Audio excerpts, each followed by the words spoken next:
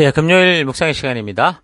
구원은 믿음의 끝이 아니라 믿음의 시작이다. 구원은 믿음의 끝이 아니라 믿음의 시작이다. 이런 제목으로 이번 주간 마지막 묵상 함께 나누겠습니다. 자, 어제까지 우리는 히브리서가 쓰여진 이유, 그러니까 믿음의 길에서 종교의 길로 돌아서려는 그 사람들을 향한 히브리서 기자의 변증에 관한 여러 가지 이유들과 그래서 믿음의 길로 나아가자라는 것을 우리가 살폈습니다.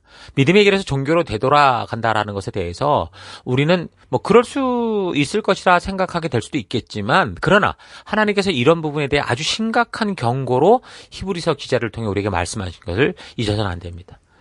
우리가 진리를 아는 지식을 받은 후에 또다시 하나님의 뜻을 외면하며 살아간다면 뭐라고 하냐면 다시 속죄할 죄사가 없다고 그랬어요. 오직 무서운 마음으로 심판을 기다리는 것과 대적하는 자를 소멸하는 맹렬한 불만 남았을 뿐이다 라고 엄청난 경고를 합니다. 충고를 합니다. 우리가 진리를 아는 지식을 받은 후에 다시 하나님의 진심을 외면한다면 어떻게 되는가? 6장 4절 여러분은 어쨌든 복음을 이해하고 하늘에서 내리신 기쁨을 맛보았고 성령도 받았습니다. 그리고 하나님의 말씀이 얼마나 선하신가를 알고 앞으로 올 세계의 힘을 피부로 느꼈습니다. 그런데도 계속 하나님께 등을 돌린다면 다시는 주께 돌아설 수 없게 됩니다. 만일 여러분이 그리스도를 부인하거나 모욕하거나 뭇 사람들 앞에서 욕되게 한다면 그것은 하나님의 아들을 다시 십자가에 못 박는 셈이니 여러분은 어떤 회개로도 새 사람이 되기 어려웠습니다. 그러니까 이 얘기는 하나님께서 다시는 용서하지 않겠다라는 게 아니고요. 사람의 마음이 그만큼 더럽혀져서 화인 맞아서 더 이상 하나님의 그 절절한 눈물을 봐도 뻔뻔한 존재가 된다라는 거예요. 여러분 자녀들이 자신들의 잘못됨을 알게 하기 위해서 충고하고 격려하고 애쓰던 그 부모님이 도저히 변화되지 않는 자녀들을 붙들고 처음에 눈물로 호소할 때 사실 그 처음에는 자녀들의 마음이 울림이 있어요. 그런데 또 그게 고쳐지지 않고 반복되고 그래서 부모님이 또다시 참다 못해 또 눈물로 호소하게 될 때면 어떻게 되냐. 아마도 그 처음 부모의 눈물을 봤을 때보다 자녀들의 마음에 그 울림이 적어지죠. 다시 말하면 무뎌지기 시작합니다. 그렇다면 이제 부모님의 어떤 호소도 자녀들에게는 무뎌진 잔소리가 될 뿐이죠. 그래서 눈물을 보이면 왜 자꾸 쓸데없이 별것도 아닌데 우냐라고 오히려 더 짜증을 내는 그 마음의 눈물까지도 이제 외면하게 되는 그런 상황이 되는 그게 인간이죠. 그러니까 우리의 육신이 이런데 우리의 영혼은 어떻겠습니까? 그래서 육신적으로는 부모님의 눈물의 힘을 느낄 때 자신의 고집을 꺾고 선한 양심을 가져야 되는 그 터닝 포인트라고 봐야 되고 영적으로는 하나님의 호소가 들리고 강단의 설교가 들리고 성경을 읽을 때 영혼의 울림이 있을 때가 있어요. 그럴 때 그러니까 자기의 욕심을 회개하고 돌이켜 선한 양심을 가져야 된다는 거예요. 그 터닝 포인트, 그 부르심의 순간에 순종의 길로 돌아서야 된다는 거예요. 12장 25절 그러므로 여러분은 여러분에게 말씀하시는 분에게 순종하십시오. 이스라엘 백성들은 모세의 말을 듣지 않아 형벌을 받았습니다. 그렇다면 만일 하늘에서 우리에게 이르시는 분의 말씀을 거역한다면 얼마나 더 무서운 형벌이 우리에게 내리겠습니까? 이제 우리 하나님께서 선지자를 통해서가 아니라 당신이 직접 이 땅에 오셨어요. 그래서 백성들을 호소하셨고 당신의 그 마음을 직접 열어 보여주셨는데 이제 그것을 거역하고 고집 피우고 자기가 원하는 것을 욕심대로 행하며 산다면 과연 어떤 결과가 임하겠느냐라고 묻는 거예요. 12장 26절 시내산에서 하나님의 음성은 온 땅을 뒤흔들었습니다. 그리고 이 다음번에는 내가 땅뿐 아니라 하늘까지도 뒤흔들겠다고 말씀하셨습니다. 견고한 토대 외에는 다 흔들어 버려서 결코 흔들리지 않을 것만을 남기시겠다는 뜻입니다. 우리는 아무도 흔들 수 없는 나라를 받게 되었으니 감사를 드립시다. 그리고 경건과 두려워하는 마음으로 하나님을 섬겨서 기쁘게 해드립시다. 우리 하나님은 태워버리는 불이시기 때문입니다. 그러니까 6장의 말씀처럼 한번 비침을 얻고 하늘의 은사를 맛보고 성령에 참여한 바가 되고 하나님의 선한 말씀과 내세 능력을 다 맛보고 그리고 나서 타락한 자들은 다시 새롭게 할 수 없다는 거죠. 성도가 되면 다 끝이 아니에요. 성도는 피 흘리기까지 우리의 믿음의 싸움을 싸워가야 되는 존재들입니다. 구원은요 믿음의 끝이 아니라 그래서 믿음의 시작입니다. 믿음의 삶은 구원받은 이들이 살아가는 삶의 방식이에요. 그러하니 하나님의 신실하심을 믿고 우리가 믿는 도리의 소망을 움직이지 말고 굳게 잡아서 서로를 돌아보고 사랑과 선행으로 격려하고 모이기를 피하는 어떤 사람의 습관과 같이 하지 말고 오직 서로를 권하여 사람을 세우고 주의 다시 오실 날이 가까움을 볼수록 더욱 서로 격려하고 충고하고 사랑하며 나아가자라고 권고하면서 이 변증을 하는 겁니다. 자, 이런 내용이 히브리서 내용의 전부입니다. 히브리서를 읽을 때 이렇게 한 번에 좀 큰 그림을 가지고 보면 전체적인 내용이 잘 들어올 거예요.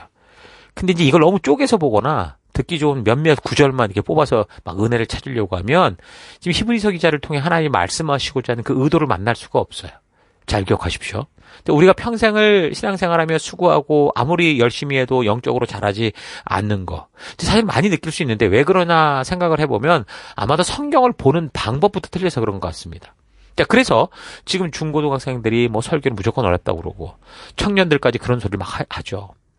사실 적어도 믿음의 가정에서 태어났다면 12세 이전에 성경 교육이 끝났어야 되는데 나로부터 시작해서 이제 많은 사람들이 교회 문화 속에서 태어났지만 하나님의 말씀을 바르고 온전하게 교육받아서 그 말씀이 지금 내면화되어 있지 않는 경우가 많아요. 그래서 이제부터라도 우리는 성경을 보는 바른 방법을 배워야 되고 그 말씀을 우리 마음에 새겨야 됩니다. 담아야 됩니다.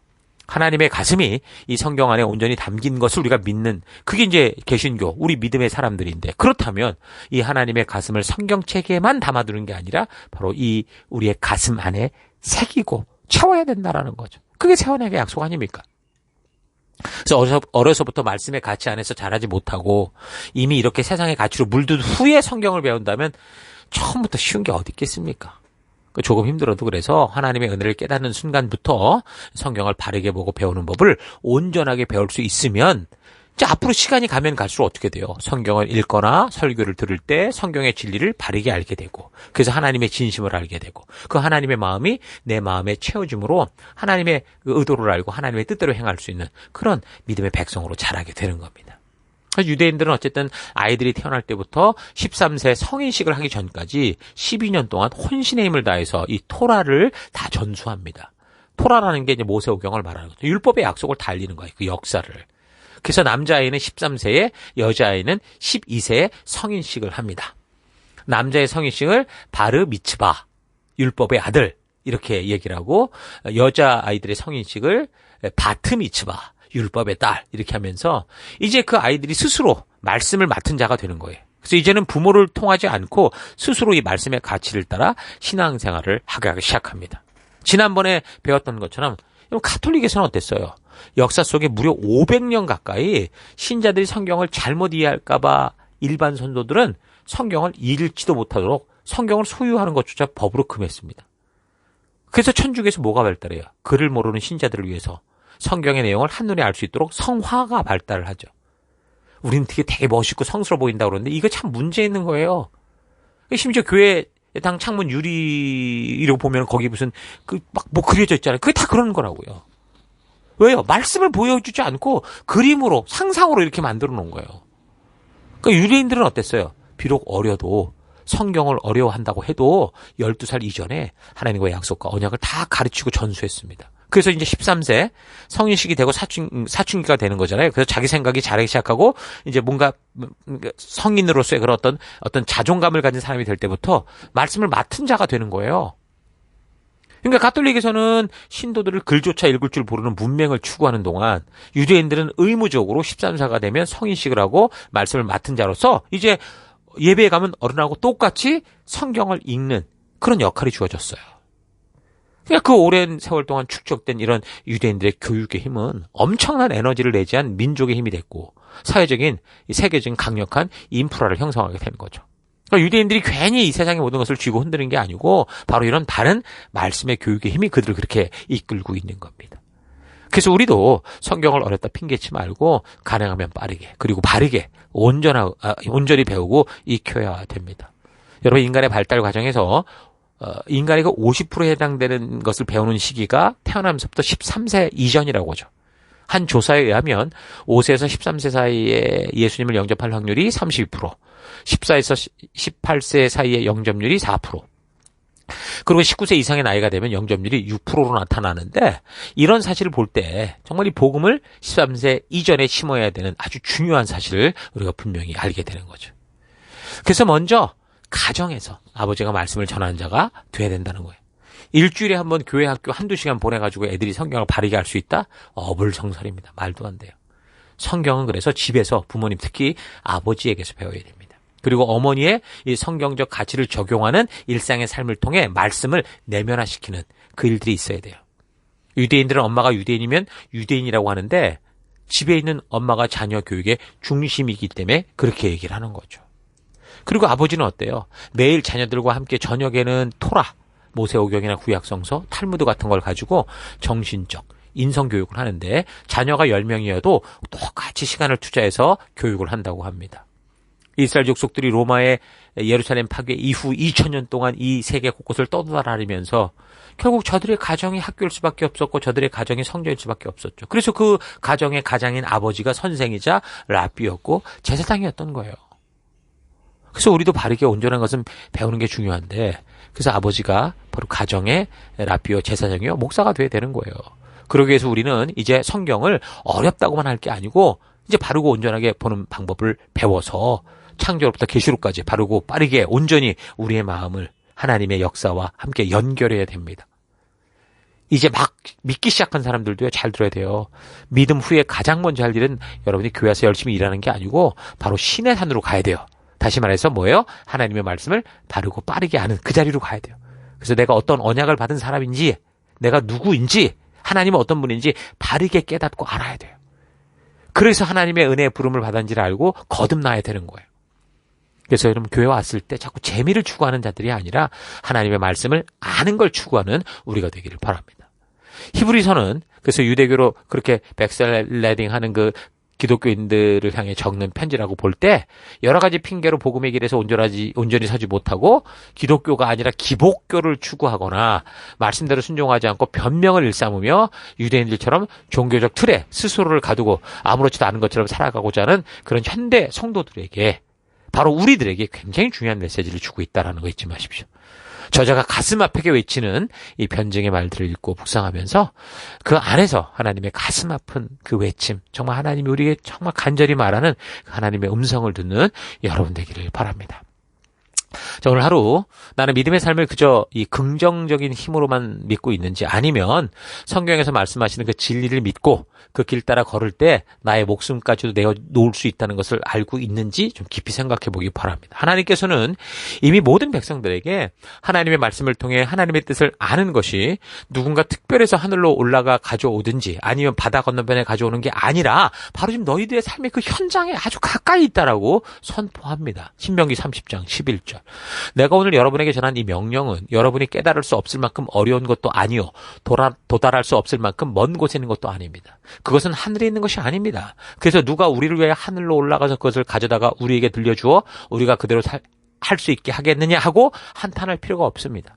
그것은 바다 건너편에 있는 것도 아닙니다. 그래서 누가 우리를 위하여 바다를 건너가서 그것을 가져다가 우리에게 들려주어 우리가 그대로 할 수 있게 하겠느냐 하고 한탄할 필요도 없습니다. 그것은 여러분에게 아주 가까이 있습니다.